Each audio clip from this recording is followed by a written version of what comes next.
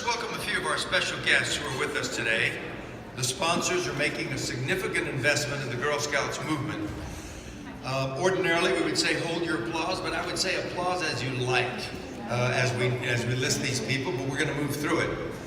The Girl Scouts Business Patch Partners have proven how a business organization can impact the movement, not only with their financial investment, but by lending their expertise to enhance Girl Scout programs to better prepare girls to lead. The Business Patch Partners are CPS Energy, represented by Lori Johnson Leal, HEB, represented by Julie Beddenfield, Shining Star Energy, represented by Sandra Groman, the Tobin Endowment. Bruce Bug couldn't be here, but we appreciate the commitment of the Tobin Endowment. Let's hear it for the Tobin. Valero, represented by Monica Moore Gonzalez, Valero. Wells Fargo, represented by Annie Turner, and the newest partner, Texas A&M San Antonio, represented by the president, Cynthia Teniente Matson. Thank you to all the sponsors at that level. Also joining us today are platinum level sponsors. Again, let's hear it for the Mays Foundation, Mays Family Foundation, the Red McCombs Automotive Group, New Star and the Greehey Family Foundation, Muriel Siebert Foundation, and Bracewell Law Firm, and USAA. Once again, let's hear it for all of this group. All for the Girl Scouts. You'll find the complete list of our event sponsors in your program, and there are a lot of them. Thanks to all of you, the 2018 Trefoil has broken all records for previous attendance. Would you doubt it? Of course. The event that celebrates Jane Macon's career and record is going to break all records. That's a given. Let's give all of our sponsors a round of applause for the support of the Girl Scouts. At this time, I'd like to recognize the elected officials and other civic leaders who are joining us today. Again, the rule applies. Applause as you will, and we'll just keep a rolling thunder and move through this. From the city of San Antonio, our city manager, Cheryl Scully, seated right over here. And Councilwoman Shirley Gonzalez is in the room. Representing Bexar County, County Judge Nelson Wolf and Tracy are both here. Commissioner Tommy Calvert, Commissioner Paula Elizondo, Tax Assessor and Collector Albert Uresti and his wife Elsie. I saw them earlier. Representing the state of Texas, State Representative Justin Rodriguez is here. And we have a whole host of judges. You can imagine many of them are women judges, but we'll start with U.S. District Judge Javier Rodriguez. Let's hear it for the judge. Chief Justice Sandy Bryan Marion, Justice Marilyn Barner, Justice Luz Chapa, Judge Catherine Torres Stahl, Judge Renee Yanta, and Judge Luz Elena Chapa.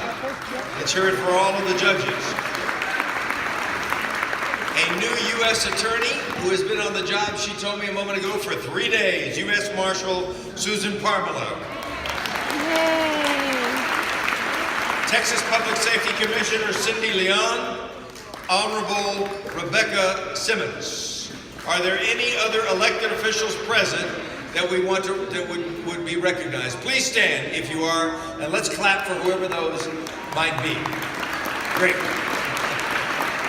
Now, with Jane today are a number of best friends and longtime associates and most honored San Antonians. And starting with her husband, Larry Macon, marathoner extraordinaire. And Carrie Baker is with us. Wonderful to have you back, Carrie. The Honorable Lila Cockrell, ladies and gentlemen. Helenita Groves, right here. Rosemary Kowalski, Susan Reed, the First Lady of San Antonio and present chair of the San Antonio Hispanic Chamber of Commerce, Erica Prosper Nierenberg. Co-chairs of the event, Mary Rose Brown, Mary Alice Cisneros, and Debbie Montford. And representing the Girl Scouts of Southwest Texas Board Chair, Jeannie Frazier, and the CEO and a Girl Scout herself, Major General Angie Salinas, right over here. I want to thank all the community leaders who serve on the board of directors for the Girl Scouts of the Southwest. Their names are in your program. And as you might imagine, a fabulous honoree like Jane attracted an equally fabulous list of honorary chairs, co-chairs, and host committee members who worked hard to make this event the record-smashing event that it is. I'd like to ask all of them to stand so we can thank them for their contributions. Please stand, all of the hosts and co-hosts and program members and everybody else who's had anything to do with creating today's event. Thank you so much.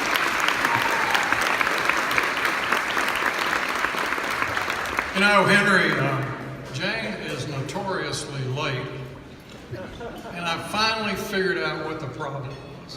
What do you mean? What are you talking Well, it's hereditary. It's been going on for years. In fact, when her relatives came to the United States, what was then America, in 1621, the ship they came on was called the June Flower. Soak in a minute. Okay. That one takes a minute, I guess. Okay. No other organization has the rich history of shaping young girls into future leaders in the way our Girl Scouts have done for more than 100 years.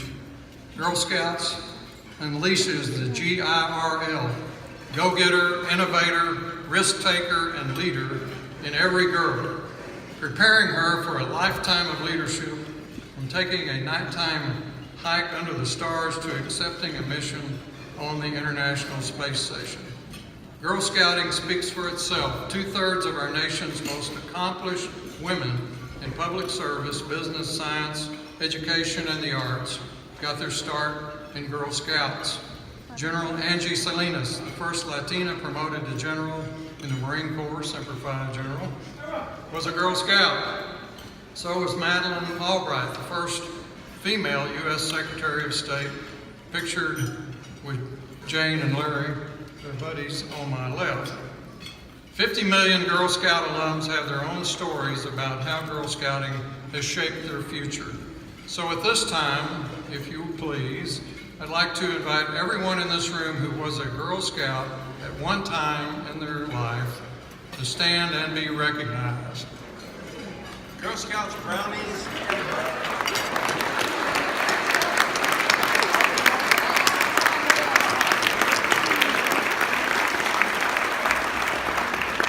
Look at the powerhouse of women represented. Obviously, that is proof of the power of Girl Scouting. With that being said, Texas ranks 42nd in the nation when looking at the factors that affect girls' well-being. There are more girls with emotional, behavioral, and developmental issues than we had a decade ago. And more girls are living in poverty and in single-parent families than a decade ago. These are alarming directions. Girls of every age, race, and socioeconomic background struggle with issues, and these issues don't live in any one zip code. They don't live in one neighborhood. They affect every girl. Year after year, Girl Scouts has risen to the challenge of meeting the changing needs of the generations. And this time is no different. If you were a Girl Scout, you know firsthand the impact of what the Girl Scouts can mean in your life. You know that Girl Scouts don't just build girls of courage, confidence, and character, but also girls of compassion and strength, all qualities we seek in our leaders.